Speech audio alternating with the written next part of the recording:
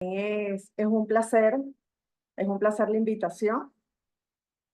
Eh, Agradecida con la Sociedad de Pediatría por permitirme presentar este tema pues que crea mucha controversia y creo que en nuestra consulta del día a día, nosotros como médico pediatra, pues es algo que con mucha frecuencia nos llega a la consulta. Ok, en este caso les voy a hablar de la hipogalactia y lo que es esa baja producción de leche materna, realmente si esto es mito o es realidad. Entonces, algo como bien sabemos, la Organización Mundial de la Salud recomienda la lactancia materna exclusiva durante los primeros 6 meses de vida y luego hasta los 2 años o más. Pero bien, ¿qué es la hipogalactia? Es la deficiencia de producción de leche materna por parte de lo que son las glándulas mamarias en el periodo de lactancia.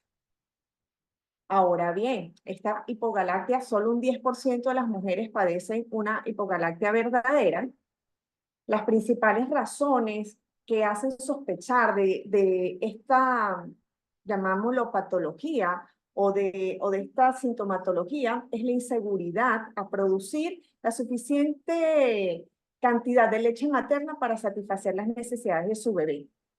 Y también tenemos que jugar mucho con lo que son las creencias populares. ¿Por qué? Porque relacionan de que si un bebé tomó suficiente pecho materno, es decir, va a pasar más horas durmiendo y va a ganar más peso.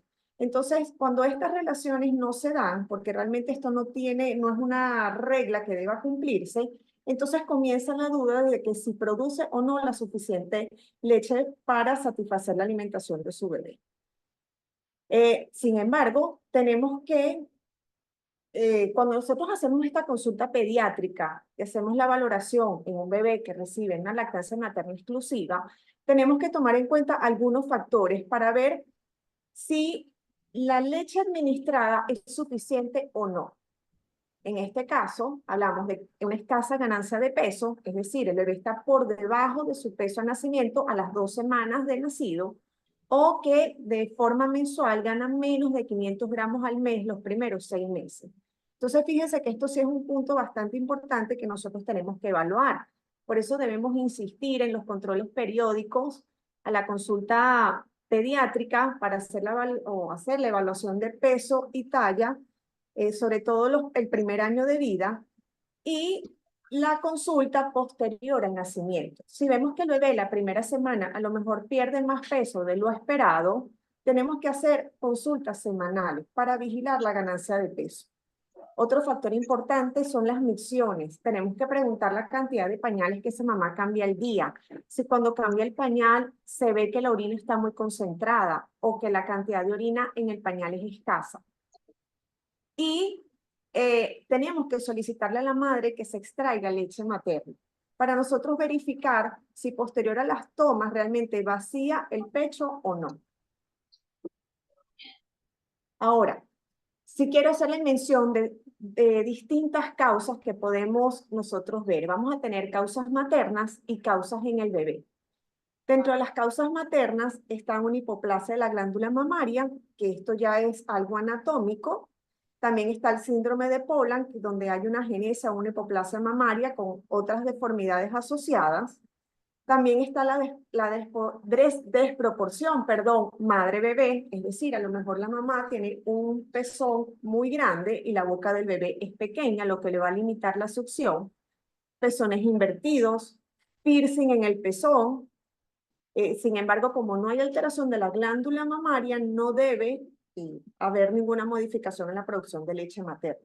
Cirugía de mama, algunas madres que se han hecho reducción de sus senos, o bien sea que hubo colocación de prótesis, sabemos que actualmente conservan la glándula mamaria, pero si ha habido algunas circunstancias en donde lesionan glándula mamaria y esto sí nos puede alterar la producción de leche materna y por supuesto la cirugía torácica. En el caso de lo que son las causas hormonales, tenemos la retención placentaria. Como no se ha retraído o no se ha retirado por completo esta placenta, pues no se ha terminado o no se va a iniciar la lactogénesis 2, Puede haber hemorragias postparto, esto me va a dar una hipovolemia y por consiguiente va a haber una disminución en los primeros días de leche materna, una insuficiencia luteínica, quistes ováricos, difusión tiroidea. Esto sí quiero que insistamos y en el momento del interrogatorio hagamos mucho hincapié con lo que es la función tiroidea, porque en una primera instancia hay dificultad para concebir un embarazo y en una de las principales causas son hipotiroidismo. Entonces, luego que se lleva el embarazo, tiene, digámoslo así, da luz a su bebé, las madres suspenden los tratamientos tiroideos.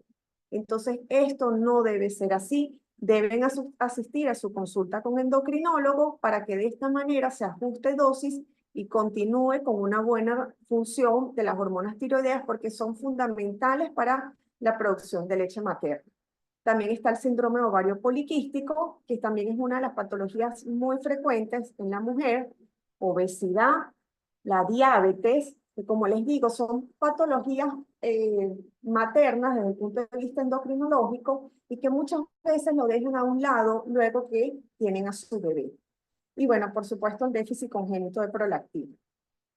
Ahora bien, también tenemos algunos fármacos, sobre todo lo que son los analgésicos o cuando colocan medicamentos posterior al nacimiento, es decir, cuando se colocan oxitóxicos. Esto en algunas ocasiones o cuando se utilizan también anestesia peridural, es decir, por un cortos días o por pocos días puede disminuir un poco la producción de leche materna, más sin embargo esto no va a ser sine qua non de que a lo largo del tiempo vaya a persistir este efecto. Está el tabaco, el alcohol, la anemia. Interroguemos a la madre cómo quedaron sus valores de hemoglobina posterior a la cesárea, que es lo que más ocurre en nuestro país. Y en el caso de que haya sido parto, de igual manera, tenemos que tener controles de sus valores para nosotros estar al tanto de cómo está la condición materna, desnutrición grave y la hipertensión. Y acá está la psicológica, que creo que es una de las más importantes, sobre todo es la pérdida de confianza. A su alrededor va a tener un grupo de familiares que, lamentándolo mucho, en vez de favorecer a lo que es la lactancia y a lo que es el apego precoz, más bien interrumpe este vínculo. ¿Por qué? Porque insisten de que no cargar muy seguido al bebé, no tienen por qué darle pecho de forma tan recurrente, siempre lo que hacen es programar horas y debemos hacerles saber de que no tenemos un robot en casa que vamos a programar para que cada tantas horas reciba alimentación. Tenemos que explicar que debe recibirlo a libre demanda. Está la preocupación, el estrés, que es un factor fundamental que si es una madre que está muy estresada, emocionalmente está afectada, su producción de leche materna va a disminuir. Hay rechazo al niño, sobre todo esto ocurre cuando hay separación durante el embarazo, es decir, separación de padre y madre. Esta pareja hubo algún inconveniente, esto afecta mucho y hay rechazo hacia el bebé. Y sobre todo cansancio, que como sabemos, pues los primeros días postnatales eh, son un poco complicados para la madre, sobre todo si el nacimiento fue por cesárea. Y acá luego, por último, dentro de las causas maternas, están retraso en el comienzo de la lactancia. A pesar de lo que se ha insistido, de lo que se maneja, de que hagamos el apego precoz, todavía en muchas instituciones vemos a madres en una habitación, los recién nacidos en otra habitación, lo cual esto está totalmente contraindicado. Tomas infrecuentes. Se tiene la creencia de que deben esperar que el seno se llene para darle pecho a su bebé y no es así. Nosotros debemos explicarle de que a medida que el bebé va succionando, está la producción de leche materna y de esta manera se va a ir alimentando. No es una bomba que hay que esperar a que se llene. Eso debemos insistirlo porque a pesar de que hay mucha información, esto todavía se desconoce. Cuando no dan tomas nocturnas, prefieren dar biberón para ellas dormir toda la noche. Esto debemos insistir de que no es así. Es necesaria las tomas nocturnas porque esto favorece a que disminuyan la producción de leche. Tomas cortas, ponen tiempos para que el bebé tome. Son 5 minutos de cada lado. y actualmente todavía llegan a la consulta con esa inquietud y ellos dicen, no, es que lamentándolo mucho, personal de salud, lo que le indica es que son 10 minutos en cada cena, cuando sabemos que no es lo correcto. Cuando dan biberones, chupetes o que inician con, de forma precoz, la alimentación complementaria. Ahora vamos a hablar lo que son las relacionadas con el bebé, porque no todo va a ser culpa de la madre. Entonces, al momento del nacimiento, hay estrés durante el parto, un periodo expulsivo prolongado, utilizaron forceps, es decir, un sufrimiento fetal, probablemente pueda haber una hipoxia perinatal en este momento, y no sabemos desde el punto de vista neurológico cómo se encuentra el bebé. Si fue por cesárea, que es lo principal, en nuestro país son cesáreas electivas, lo cual puede hacer a lo mejor que ese periodo de adaptación del bebé se lentezca un poco. Y en el caso de bebés que hayan sufrido algún tipo de lesión al momento de introducir sonda, bien sea nasogástrica u orogástrica. Ahora también tenemos la parte del comportamiento en los bebés, es decir, alguna alteración sensorial, hay rechazo al pecho, una huelga de lactancia o de mamar, un bebé inquieto al momento de tomar pecho, no hace tomas, es decir, no está instaurada bien esta toma. Hay confusión de pezón-tetina, esto ocurre porque inmediatamente introducen el tetero, y cuando prefieren más un seno que otro. En esto es lo que se refiere con la preferencia de flujo. Entonces acá nosotros, fíjense todos los puntos que nosotros tenemos que ir interrogando al momento de hacer una consulta en el caso de que se sospeche de una hipogalactia en la madre, obviamente que está afectando al bebé. Infecciones en el paciente, en el lactante, ¿por qué? Porque cuando hay algún proceso infeccioso, bien sea viral o bacteriano, una de las principales señales es que hay rechazo a las tomas de pecho.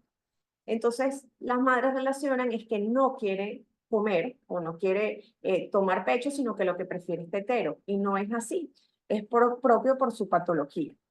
También podemos ver de que sea un bebé prematuro, patologías neurológicas, sobre todo un bebé hipotónico, cardiopatías. Esto es un punto muy importante. ¿Por qué? Porque el cardiópata se agota con mayor facilidad para hacer las tomas. Entonces aquí tenemos que hacer un asesoramiento un poco más específico y decirle que en él las tomas son un poco más cortas porque la cardiopatía pues va a hacer que se canse más rápido.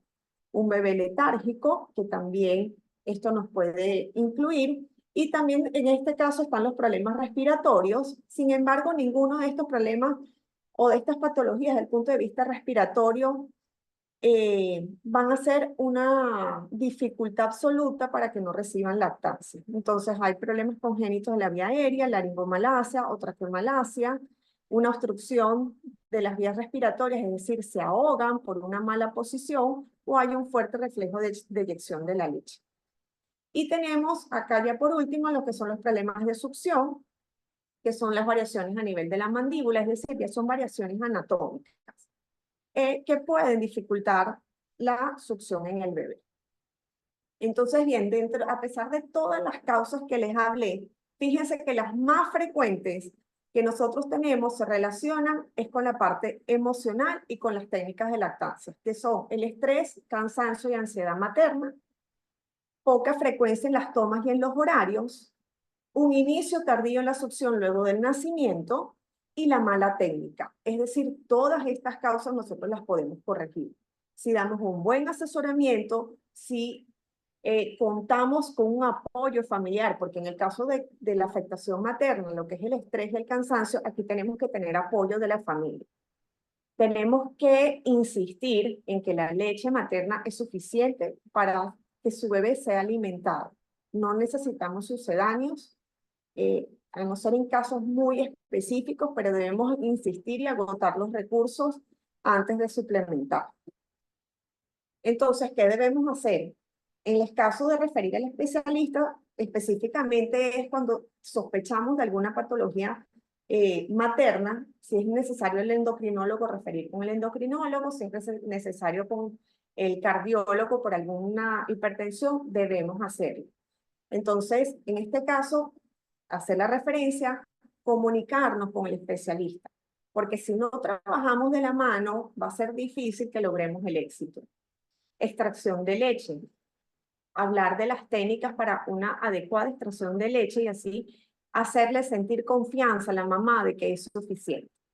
Está galactobos, que de esto les voy a hacer mención, y suplementación de leche materna.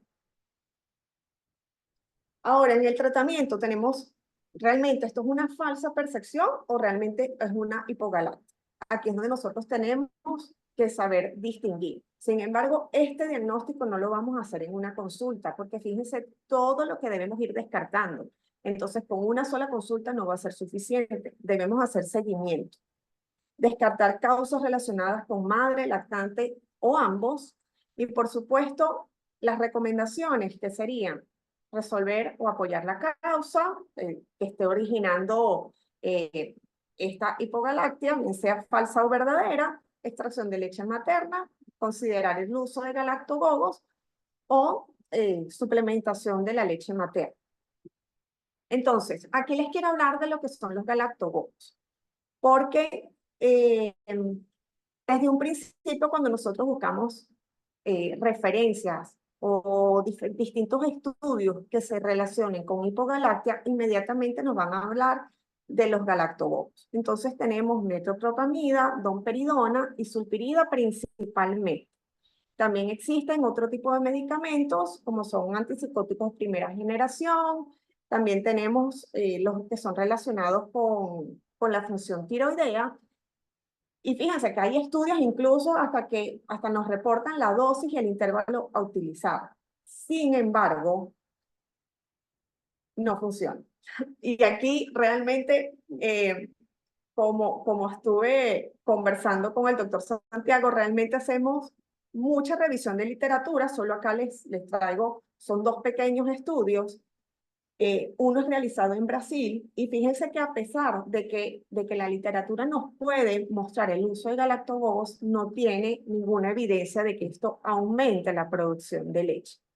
Probablemente para efecto materno lo que les pueda hacer sentir es que gracias a eso va a producir mayor cantidad de leche, pero desde el punto de vista de su mecanismo de acción, no hay evidencia de que favorezca al aumento de la producción de leche materna. Y en este caso es un estudio realizado con la domperidona. Ahora, acá está otro estudio donde hubo comparación de los galactogogos farmacológicos, de los que ya les hice mención, y también naturales. Nosotros no somos de indicar ningún tipo de hierba, ¿ok? No utilizamos ningún galactogogo natural, pero culturalmente lo hacen. Entonces nosotros debemos conocerlo para saber, poder explicarle los efectos que esto trae. Es decir, el daño que pueda ocurrir por su consumo. Ahora bien, no hay ninguna evidencia de que ni los farmacológicos ni los naturales aumentan la producción de leche materna. Entonces, ¿en qué debemos nosotros trabajar? En la confianza de la madre y en el apoyo familiar. Esto quise traerlo a mención porque por muchas páginas, y esto es algo que no debemos dejarlo pasar por alto, muchas páginas donde hay asesoras en lactancia materna que no son médicos, sino que han hecho su preparación en lactancia materna, indican, este es un té que venden fuera del país, específicamente lo venden en Estados Unidos y lo pueden comprar por vía online, y lo venden como que es un té a base de hierbas que favorece el aumento de producción de leche materna. Y en el 2020 la FDA sacó una notificación de que no tiene ninguna aprobación para su uso durante la lactancia. Entonces, acá debemos nosotros insistir porque muchas veces lo que se publica en redes pareciera tener mucho más peso de lo que nosotros decimos como médicos. Y acá donde nosotros tenemos que hacernos valer y tenemos que hacernos reconocer lo que nosotros hemos estudiado y que tenemos la evidencia científica de lo que estamos indicando. Entonces, tenemos que conocerlo para nosotros poder explicarles y decirles que esto realmente no tiene ninguna validez. Entonces, con respecto a las conclusiones, tenemos que la hipogaláctea o la falsa percepción de la baja producción de leche son unas causas frecuentes de destete prematuro. Como pediatras, estamos en el deber de brindar el apoyo y hacer el adecuado asesoramiento con respecto a la lactancia materna. En el caso de que no esté al alcance de nosotros o que ya llegamos al límite con nuestros conocimientos, por favor, hagamos la referencia a un especialista para que podamos garantizar la lactancia en este pequeño. Y como ya les he dicho, promover la lactancia materna no es solo decir que la lactancia materna es el mejor alimento, sino también nosotros tenemos que dar confianza, dar apoyo, brindarle incluso al núcleo familiar las herramientas necesarias para que esto pueda llevarse a cabo. Y bueno, muchísimas gracias por su atención.